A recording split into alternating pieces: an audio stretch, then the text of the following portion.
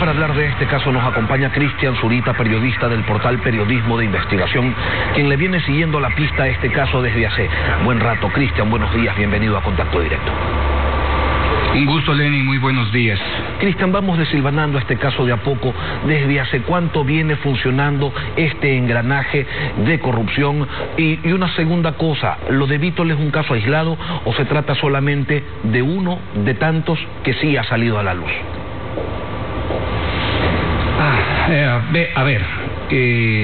Este caso públicamente se viene denunciando desde 2010 en adelante con mucha fuerza y con oídos sordos desde el Estado, pero hay que entender que era el gobierno de Rafael Correa y hemos tenido que esperar la información pública que ha hecho el Departamento de Justicia para conocer los detalles de este caso. Ahora, esta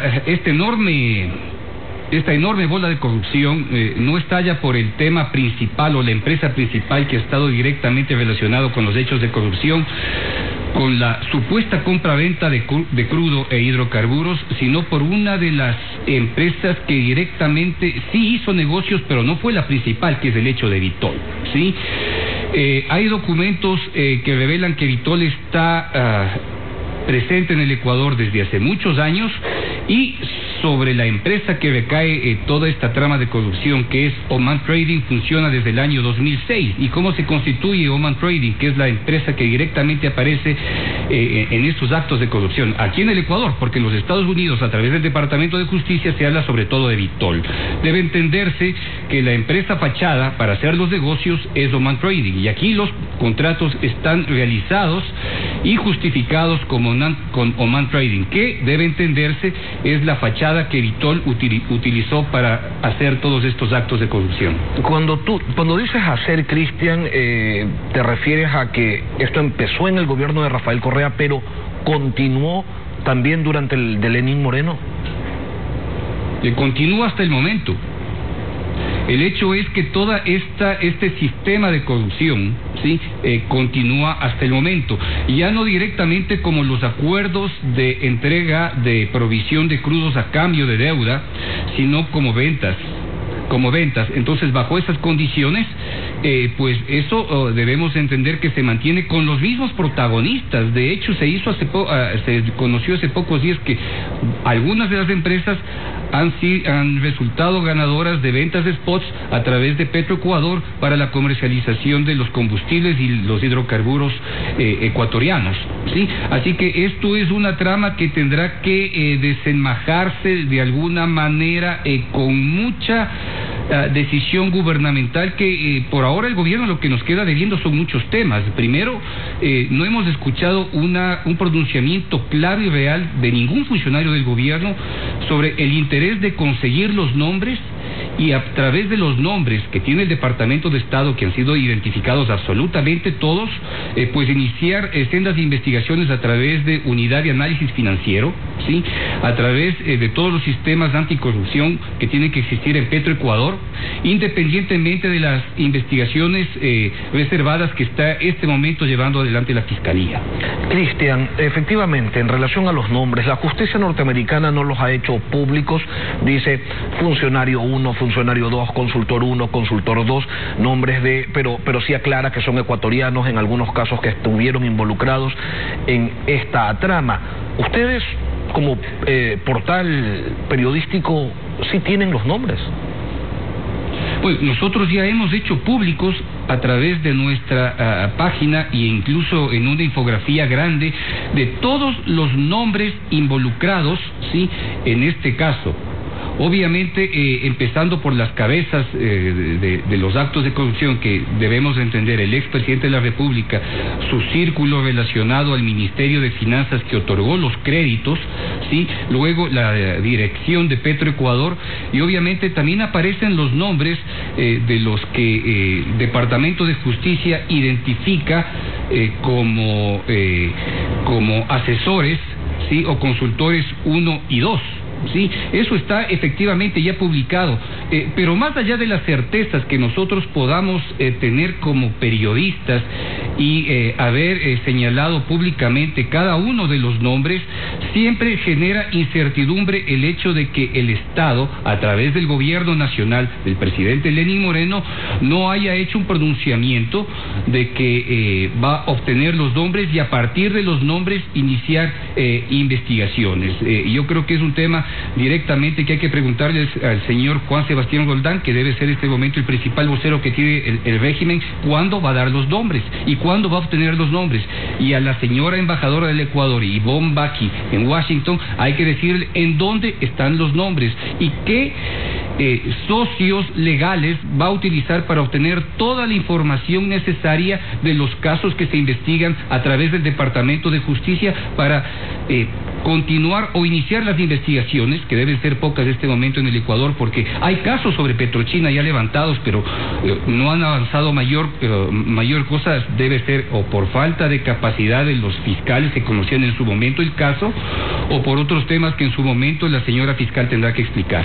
Estos nombres, Cristian, que salieron en la infografía que ustedes publicaron en pantalla hace un momento, estos nombres, ¿ustedes llegan a estos nombres como resultado de la investigación periodística o tienen pruebas de que efectivamente estuvieron involucrados en la trama de corrupción de Vitol? A ver, los nombres ya han sonado anteriormente, no solo a través de nuestro portal. El diario El Universo ha hecho un seguimiento constante a los procesos de intermediación de crudo en el país y ha señalado con claridad la presencia y las relaciones de los accionistas que tienen junto con empresas como Vitol, como Petrochina, como otras como Noble América, ¿sí? O Core Petroleum, que tienen a los mismos protagonistas. Sí, de hecho nosotros, por ejemplo, hemos identificado que los protagonistas, por ejemplo, de Oman Trading, que utilizan de fachada para realizar estos actos de corrupción desde 2014, este es un documento oficial de Petroecuador, ¿sí? Desde 2014, sí, los mismos protagonistas ya aparecen en estos eventos, tanto como su gerente general, sí, como su representante en Ecuador, sí, de estas compañías que hasta el momento han señalado que no tienen nada que ver, pero el hecho es que ahí están los protagonistas. En el Ecuador están los accionistas conocidos públicamente desde el año 2010 y pues las empresas que se han encargado de hacer estos negocios desde hace mucho. Así que lo que estamos enfrentando creo que sí es el acto o los hechos de mayor corrupción que han existido en la historia del Ecuador, porque de por medio existía un proceso de negociación con deuda externa. Ese es el tema. Aquí lo que se identifica son hechos de corrupción, pago de sobornos, no por compra-ventas spots de crudo o hidrocarburos, ¿sí?, sino por generación de deuda externa, utilizando como fachada a empresas como Oman Trading.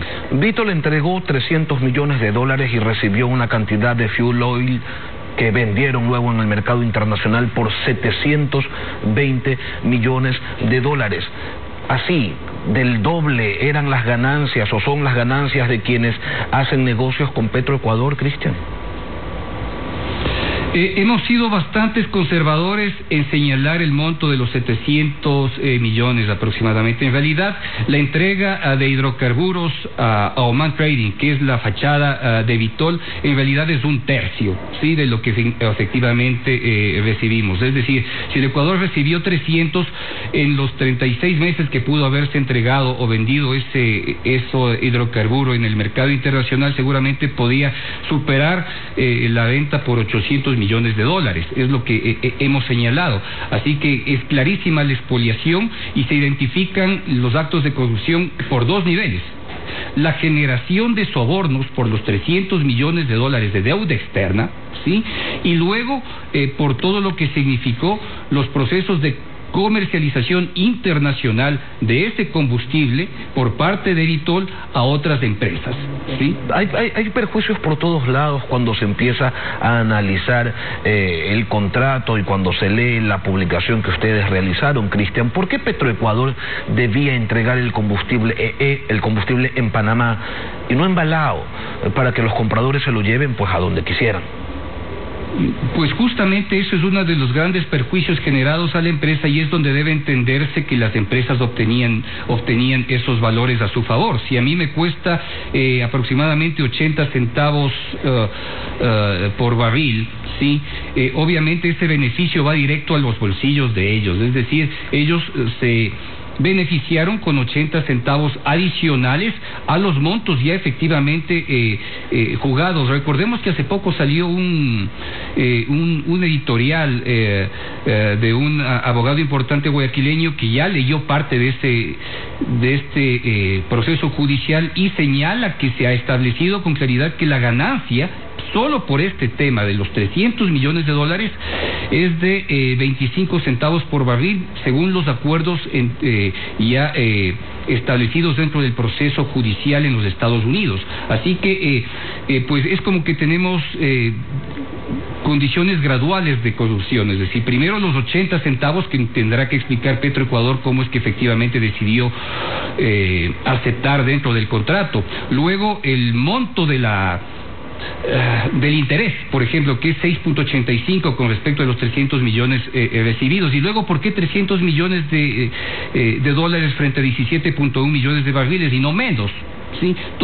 Todos esos temas tendrán que ser explicados por las anteriores cabezas del Ministerio de Finanzas y la dirección de lo que significó la deuda pública, y pues también por las autoridades políticas que estuvieron al frente del Ministerio de Hidrocarburos en ese periodo. Ahora, Cristian, este caso que ya está prácticamente terminado en Estados Unidos y donde se ha determinado el pago de una multa por haber utilizado el sistema financiero norteamericano para cruzar las coimas, ¿en qué estado se encuentra en Ecuador? Si es que tiene no, pues estado. Es en cero.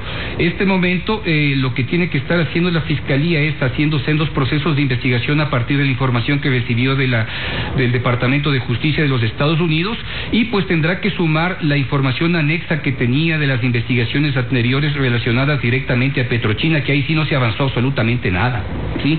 Y creo que existen demasiados nombres, demasiadas rutas, demasiadas fechas que este momento permiten actuar con rapidez, y esperemos que en no menos de 3 meses tengamos resultados claros de lo que significa este mega acto de corrupción generado en los últimos 15 años. Cristian, pero no es la primera vez, todo le corresponde al gobierno. Cristian, no es la primera vez que la justicia norteamericana determina la existencia de pago de coimas en Petroecuador con funcionarios. Hay confesiones, hay documentos, números de cuentas, y la Fiscalía hasta el día de hoy nada. ¿Quién nos asegura que ahora sí se va a personar, se va a investigar y va a determinar responsables en nuestro país? Bueno, toda información que se ha hecho pública a través del Departamento de Justicia sí ha tenido resultados en Ecuador. Empezamos por el caso FIFA Gate, fue la propia fiscal Salazar quien investigó el caso y se llegó a una sentencia del entonces presidente de la Federación Ecuatoriana de Fútbol, el señor Chiriboga. Luego sucedió el tema Odebrecht, sí, y tenemos sentenciados por el caso Odebrecht en 2 etapas, sí. El primero por las propias condiciones. Pero en los casos de Petroecuador, Cristian, no se ha hecho nada. Pero es que el tema acaba de destaparse. No de Cristian, de los otros, donde está involucrado Chadbourne, donde están involucrados otros funcionarios con nombres. Hay algunos, al menos 5, y no se ha avanzado nada. Y es por eso que al gobierno le corresponde actuar políticamente en este caso y dar una respuesta pública clara y sensata al señalar de que está interesada en sancionar los casos, que tiene los nombres y que activará todos los mecanismos estatales necesarios para que se investigue y se sancione, independientemente de lo que pueda hacer la Fiscalía General del Estado. Es decir, es un tema conjunto. Nosotros hemos observado un silencio sepulcral con respecto a los nombres que señalas, Lenin, desde hace mucho, y nosotros como periodistas hemos gritado desde hace aproximadamente 8 años los mismos nombres, repitiendo como una cantaleta de locos que efectivamente aquí existe existen enormes actos de corrupción que ahora la justicia norteamericana nos acaba de dar la razón. Por eso es que efectivamente necesitamos atacarlo al menos por las dos vías que tenemos. La decisión política del gobierno de Lenín Moreno de dar y señalar públicamente de que va a actuar y de que la Fiscalía continúe con los trabajos que efectivamente, pues ya entiendo, están